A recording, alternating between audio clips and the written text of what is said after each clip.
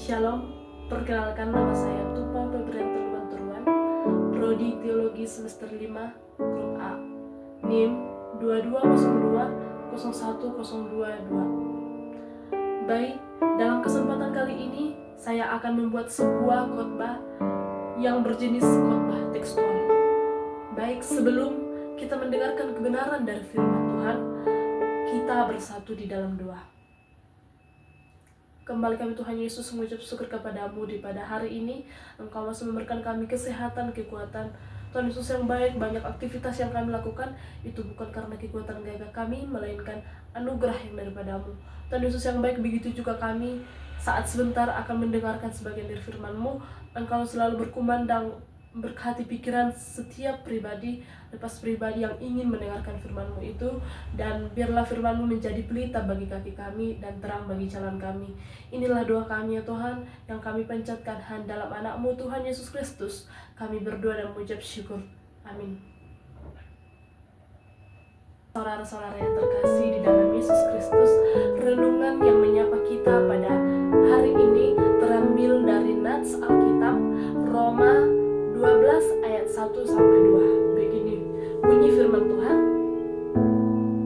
Dengan judul perikop persembahan yang benar. Karena itu saudara-saudara, demi kemurahan Allah akan menasihati kamu supaya kamu mempersembahkan tubuhmu sebagai persembahan yang hidup, yang kudus dan yang berkenan kepada Allah. Itu adalah ibadahmu yang sejati.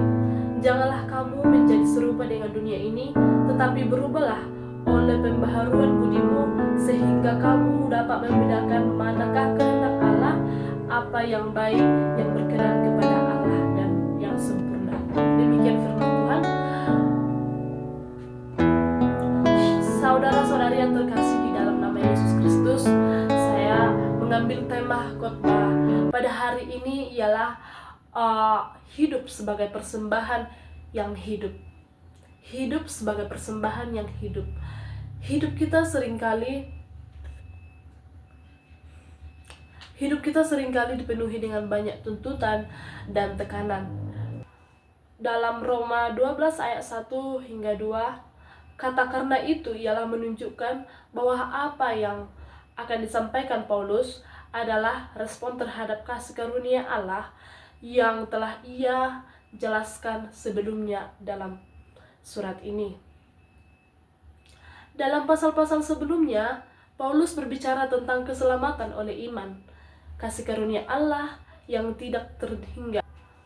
Dalam Roma 12 ayat 1-2, kata karena itu ialah menunjukkan bahwa apa yang akan disampaikan Paulus adalah respon terhadap kasih karunia Allah yang telah ia jelaskan sebelumnya dalam surat ini.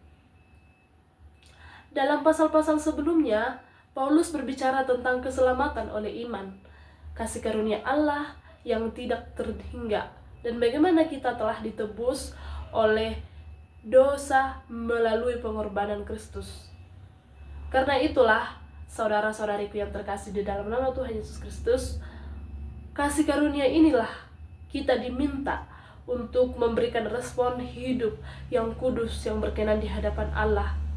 Konsep persembahan ini mengingatkan kita pada korban dalam perjanjian lama, di mana umat Israel membawa hewan yang tidak bercacat sebagai korban bakar kepada Allah. Namun dalam perjanjian baru, Kristus telah menjadi korban yang sempurna bagi kita, untuk mempersembahkan diri kita sendiri, seluruh hidup kita, tubuh kita, pikiran kita, dan roh yang persembahan yang hidup kepada kita. Ini berarti bahwa setiap aspek kehidupan kita diarahkan kepada Allah dan dipersembahkan untuk jemaat, untuk dipersembahkan untuk kemuliaan. Hal ini membawa kita pada pertanyaan, bagaimanakah kita dapat mempersembahkan hidup kita sebagai persembahan yang kudus dan berkenan di hadapan Allah? Jawabannya terdapat di dalam ayat yang kedua. Janganlah kamu menjadi serupa dengan dunia ini, tetapi berubahlah oleh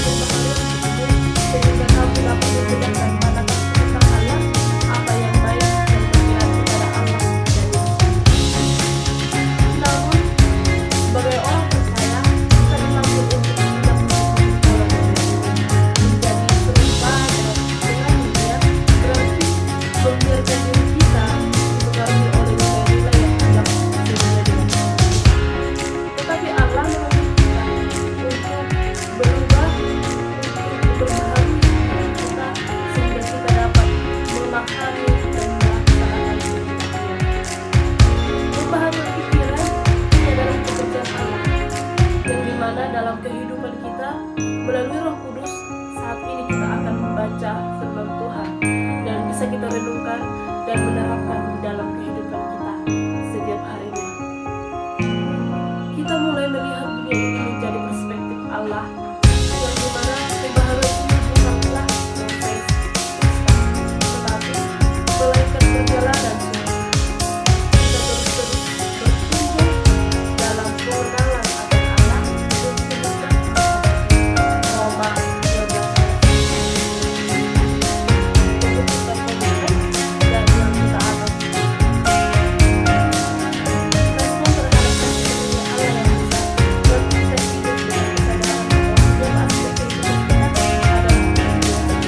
Ini termasuk kita bekerja, berinteraksi dengan orang lain, serta bagaimana kita hidup memandang dunia ini dari diri kita sendiri.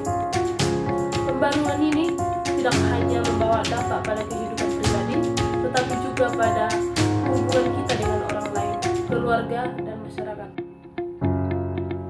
Bisa kita ambil dengan beberapa garis besar. Yang pertama ialah menyerahkan tubuh kita kepada Allah, di mana Rasul Paulus memulai ayat ini dengan berkata, "Karena itu saudara-saudara, demi kemurahan Allah akan menasihatkan kamu," ungkapannya. Karena itulah merujuk pada kemurahan Allah yang telah dijelaskan dalam pasal-pasal sebelumnya. Anugerah keselamatan, pengampunan dosa, dan kasih setianya. Menyerahkan tubuhnya berarti memberikan seluruh diri kita, termasuk pikiran kita, hati kita, dan tindakan kita. Untuk itu menjadi alat bagi kehidupan Allah. Saudara-saudaraku yang terkasih di dalam nama Tuhan Yesus Kristus, saya mengambil ilustrasi seperti bayangkan sebuah alat musik, katakan sebuah piano, yang piano tersebut memiliki banyak tuts yang berbeda-beda. Tutsnya berbunyi indah seketika ditekan dengan tepat, sementara yang lainnya hanya mengeluarkan suara yang tidak harmoni jika tidak dimainkan dengan benar. Sekarang bayangkan jika piano tersebut diberikan kepada seorang pianis yang ahli. Jika pianis tidak memainkan dengan sesuka hatinya, tetapi menggunakan keterampilan pengetahuan untuk memainkan setiap tuts dengan sempurna, menciptakan melodi yang indah. Piano itu juga dapat bermain dengan sendirinya. Ia membutuhkan tangan yang terlatih dan penuh perhatian untuk mengeluarkan terbaiknya. Begitu juga dengan tubuh kita, saudara-saudaraku yang terkasih. Tubuh kita itu seperti alat musik yang indah, diciptakan dengan tujuan yang luar biasa oleh Allah. Namun tubuh kita biasa saja menghasilkan melodi yang tidak sesuai dengan kehendaknya. Jika kita tidak menyerahkan sepenuhnya kepada Tuhan, maka agar kita, setiap bagian dari tubuh kita, ada pikiran, perasaan untuk memuliakan nama Yesus. Saudara-saudari yang terkasih di dalam nama Tuhan Yesus Kristus, penyerahan ini mencakup semua aspek diri kita, pikiran kita, perasaan kita, dan tindakan yang harus dipersembahkan sebagai ibadah yang hidup dan kudus. Proses ini membuat kita untuk melepaskan pengaruh dunia yang seringkali menarik diri kita ke dalam kebiasaan yang tidak sesuai dengan kehendak Allah. Namun dengan persembahan tubuh kita kepadanya, kita membiarkan diri kita dibentuk oleh kuasanya, sehingga kita dapat sesuai dengan tujuannya yang lebih besar. Inilah yang langkah pertama yang menunjukkan kehidupan diperbaharui, yang akan membawa hidup kita. Yang kedua, garis besarnya ialah memperbaharui pikiran kita. Saudara-saudari yang terkasih di dalam nama Tuhan Yesus Kristus, Roma 12 ayat 2 berbunyi, "Janganlah kamu menjadi serupa dengan dunia ini, tetapi berubahlah oleh pembaharuan budimu, sehingga kamu dapat membedakan manakah kehendak Allah, apa yang baik, yang berkenan kepada Allah yang sempurna." Ayat ini merupakan bagian dari surat Paulus kepada jemaat di Roma, yang menekankan pentingnya transformasi hidup orang percaya sebagai respon terhadap kasih karunia Allah. Paulus mewakili dengan sebuah peringatan orang percaya yang tidak hidup bertentangan dengan kehendak Allah. Dunia seringkali mempromosikan kepuasan dari diri, ambisi yang egois, dan pencaharian kebahagiaan yang dangkal. Paulus juga mengajak umat Kristen untuk tidak meniru cara hidup seperti itu, melainkan hidup dalam standar yang Allah tetapkan. Hasil dari pembaharuan pikiran ini adalah kemampuan untuk membedakan kehendak Allah. Kehendak Allah juga digambarkan dengan sesuatu yang baik, yang berkenan, dan yang sempurna. Orang percaya dalam pikirannya diperbaharui untuk mampu memahami dan menerima kehendak Allah dalam kehidupan mereka, bahkan ketika hal itu mungkin bertentangan dengan keinginan daging dan norma dunia. Dalam eksposisinya ini mengingatkan bahwa hidup Kristen adalah panggilan untuk hidup dalam kesetiaan kepada Allah, bukan untuk berkompromi dengan dunia. Melalui pembaharuan pikiran kita, di mana dimampukan untuk menjalin hidup yang memuliakan Tuhan, memancarkan kasih-Nya, dan menjadi terang bagi dunia. Bisa kita ambil ilustrasinya. Saudara-saudara yang terkasih, beginilah ilustrasi tersebut. Bayangkan seorang petani yang memiliki ladang yang sangat luas. Ladang itu dulu ditumbuhi gulma, semak-semak, duri, dan pohon-pohon kecil yang tidak menghasilkan buah. Petani itu menyadari bahwa jika ia ingin menjadikan ladang itu subur dan produktif, ia harus bekerja untuk membersihkan dan menggantikannya dengan tanaman yang bermanfaat. Ia memulai mencabut gulma, memotong semak duri, dan menggali tanah untuk menanam benih yang baru. Adalah hidup yang terus-menerus diproses, diperbaharui, dan diubah sesuai dengan kehendak Tuhan.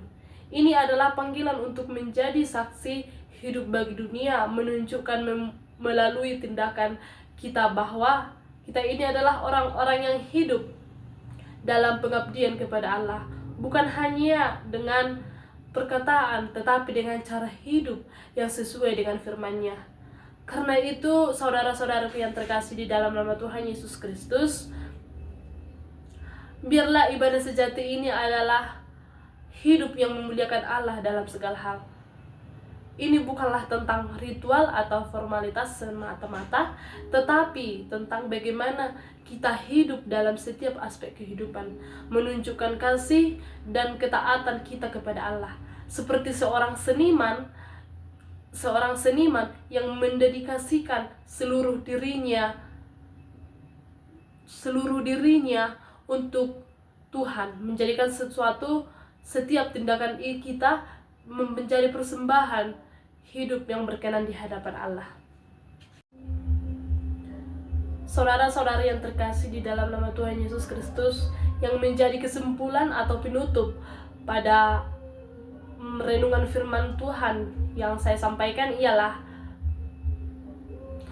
terambil dalam 3 garis besar yang tadi, menunjukkan bahwa hidup sebagai orang percaya bukanlah sekedar tentang tindakan dan ibadah yang tampak, tetapi tentang keseluruhan sikap hati dan perubahan hidup yang sejati.